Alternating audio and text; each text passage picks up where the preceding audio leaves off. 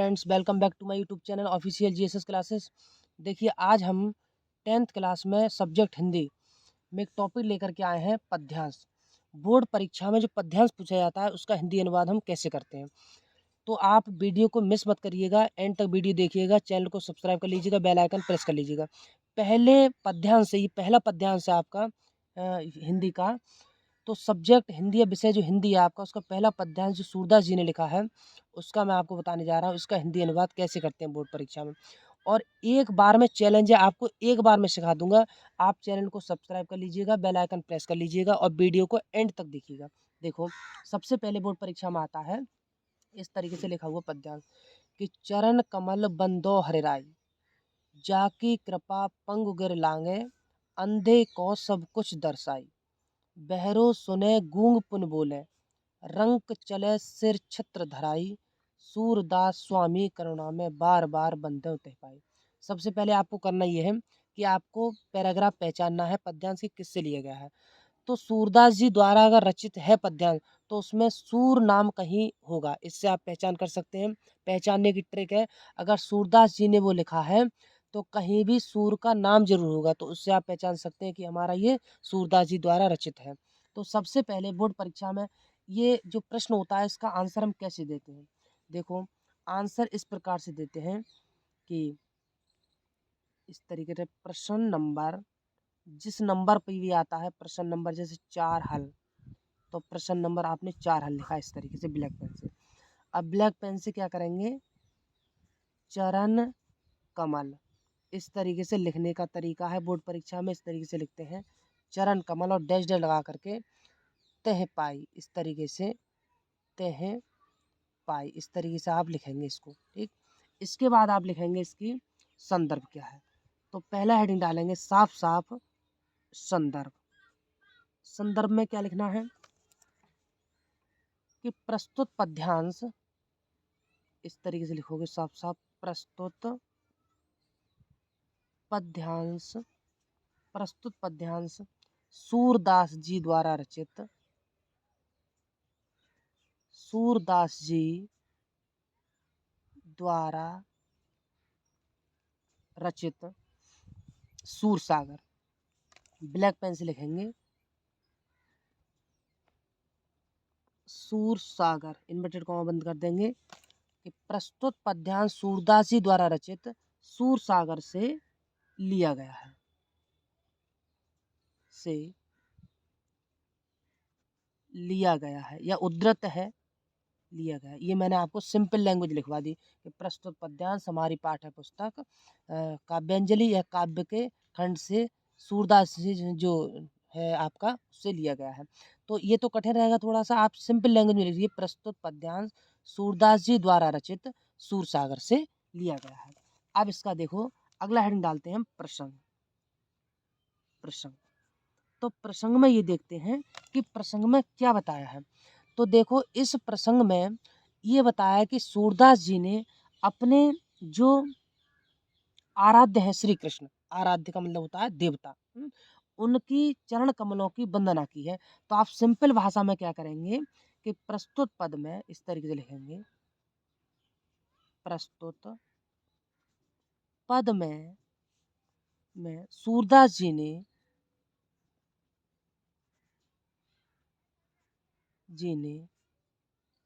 श्री कृष्ण के चरण कमलों की वंदना की है। ये आपका हो गया प्रसंग कि प्रस्तुत पद में आप देख लेंगे कि पद में क्या कह रहा है। तो इसमें क्या किया, प्रस्तुत पद में सूरदास जी ने श्री कृष्ण के चरण कमलों की वंदना की है।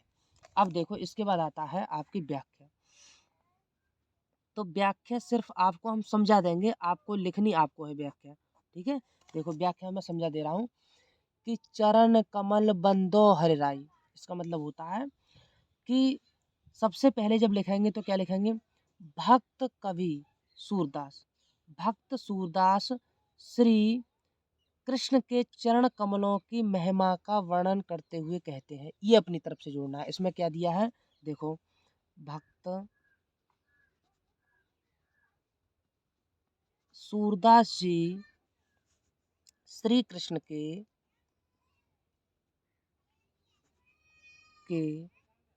चरण कमलों की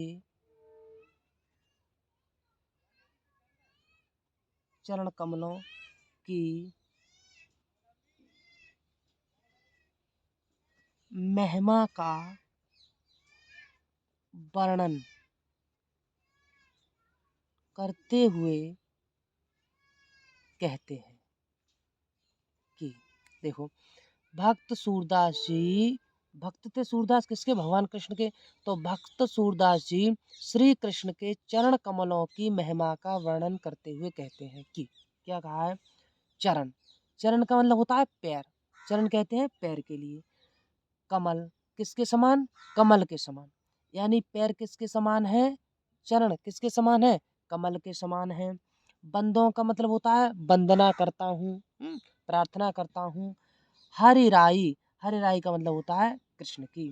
तो इसमें कहा है, हे प्रभु मैं आपके चरण कमलों की वंदना करता हूँ, जो चरण आपके कैसे हैं? कमल के समान है। तो यहाँ पे आप लिखेंगे कि हे प्रभु मैं आपके चरणों की जो कमल के समान है, कोमल है, उनकी वंदना करता हूँ। जाकी कृपा पंगु गिर लांगे, क्या दिया है? जाकी, जाकी का मतलब होता है जिसकी, कृपा से, आशीर्वाद से, जिसकी कृपा से पंगु, पंगु का मतलब होता है लंगड़ा व्यक्ति, जिनकी कृपा से लंगड़ा व्यक्ति गिरी, गिरी का मतलब होता है पहाड़, गिरी कहते हैं पहाड़ के लिए, पर्वत के लिए। लांग का मतलब होता है लांग सकता है, पार कर सकता है।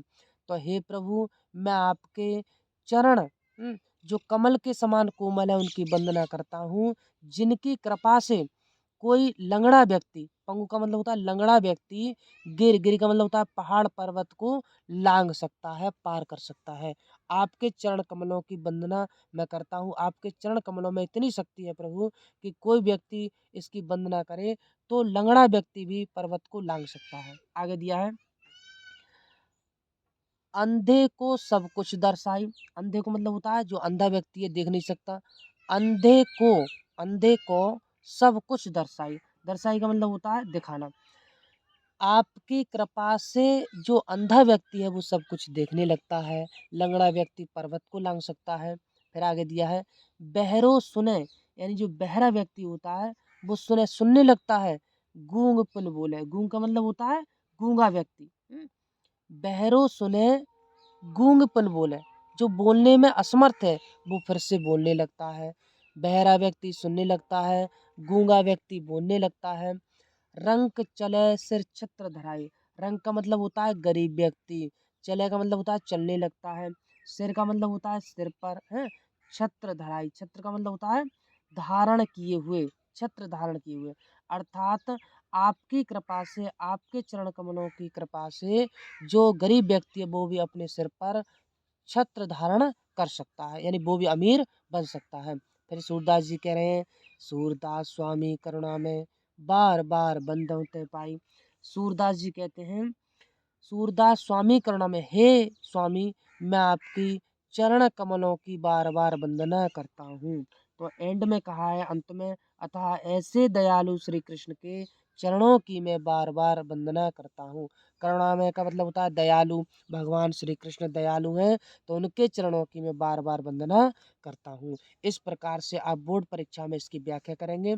अगर ये समझ में नहीं आता है तो मैं अगले वीडियो में आपको बताऊंगा, इससे लिख करके बता दूंगा पूरा। आप कोशिश करेंगे लिखने की, खुद लिखने की कोशिश करेंगे। और अभी तक अब आप हमारे चैनल से नए जुड़े हुए हैं तो चैनल को सब्सक्राइब कर लीजिएगा, बेल आइकन प्रेस कर लीजिएगा। इस पर math, science, home science, Hindi जो भी सब्जेक्ट हैं आपको इनकी तैयारी कराई जाएगी शुरू से, और जो मेन टॉपिक है वो लिए जाएंगे। आप ये जो मैंने आपको पद्यांश बताया है इसकी व्याख्या आप करके फिर आप इसको याद कर लेंगे।